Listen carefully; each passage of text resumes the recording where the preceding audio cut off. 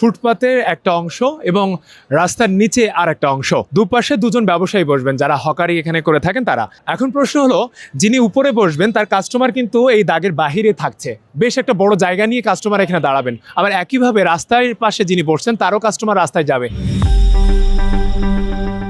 ফুটপাত দখলমুক্ত করতে বেশ ডাকঢোল পিটিয়ে রাজধানীতে চালানো হলো উচ্ছেদ অভিযান। এতে পথচারীরা যখন স্বস্তিতে, তখনই অন্য চমক দেখা গেল, আবার সেই পুরনো কায়দায় ফুটপাত দখল হচ্ছে। তবে এবার হকার কার্ডের মধ্য দিয়ে সেই দখলকে দেওয়া হচ্ছে লাইসেন্স। প্রশ্ন উঠেছে, তাহলে ফুটপাত উচ্ছেদের অভিযানটা কি শুধুই আইওয়াশ? উচ্ছেদের পর যে গুলিস্তান পুরো ফাঁকা হয়ে গিয়েছিল, সেখানে কার্ড দিয়ে দাগ টেনে আবারও বসানো হচ্ছে হকারদের। অনেকেই বলছেন, আগের অনিয়মকেই এবার আনুষ্ঠানিক রূপ দেওয়া হচ্ছে। হুট করে উঠায় দিয়ে নির্দিষ্ট কিছু প্লেস বসায় দিল।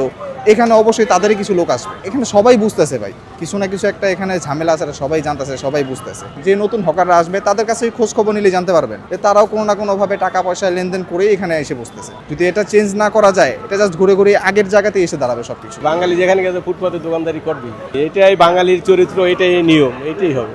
কোনো সরকারি পারবে না, আপনি বিএমপি গাও আর অন্য যে কোনো সরকারি আসুক, সম্ভব না। এই বন্ধ করবে, আন্দোলন হবে। এই যে এখন অটো রিক্সার জন্য মানুষের যে কত কষ্ট হইতে আছে, এই বন্ধ হইবে, আন্দোলন করবে, আবার চলবে, আবার বন্ধ হবে, এই ভিতরেই চলতে হবে। হকার কার্ড নিয়ে আর এক দফা বিশৃঙ্খলার আশঙ্কা করছেন ব্যবসায়ীরা। তারা বলছেন, কাগজপত্র জমা দিলেও শেষ পর্যন্ত সবাই হকার কার্ড পাবে কিনা সেটা নিয়ে প্রশ্ন থেকে যায়। তাছাড়া রাস্তা ও ফুটপাত মিলিয়ে তাদের জন্য যে জায়গা দেওয়া হচ্ছে, সেটা পরবর্তীতে জটিলতা তৈরি হতে পারে। আমাদের এখান থেকে নাম ঠিকানা নিচ্ছে, এনআইডি কার্ডের ফটোকপি নিচ্ছে, আপনাদের বলছে কার্ড দিবে।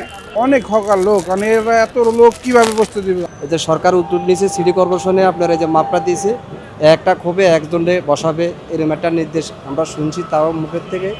থানায় ফর্মটা পূরণ করে এটা আমরা সিটি কর্পোরেশনে জমা দিয়েছি। এখন কেমনে কি করব এই সিদ্ধান্ত তো আমাদের পর্যন্ত জানানো হয়নি।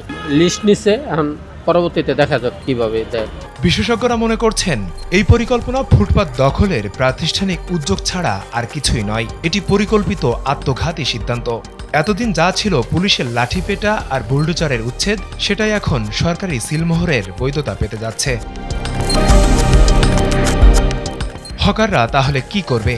এই প্রশ্নের উত্তরে বিশেষজ্ঞদের মত, তাদের রাস্তায় না বসিয়ে নির্দিষ্ট একটি স্থানে হকার জোন ঘোষণা করা যেতে পারে। তাতে একদিকে যেমন স্বস্তি পাবে পথচারীরা, অন্যদিকে ক্ষুদ্র ব্যবসায়ীরা এই হয়রানির শিকার হবে না।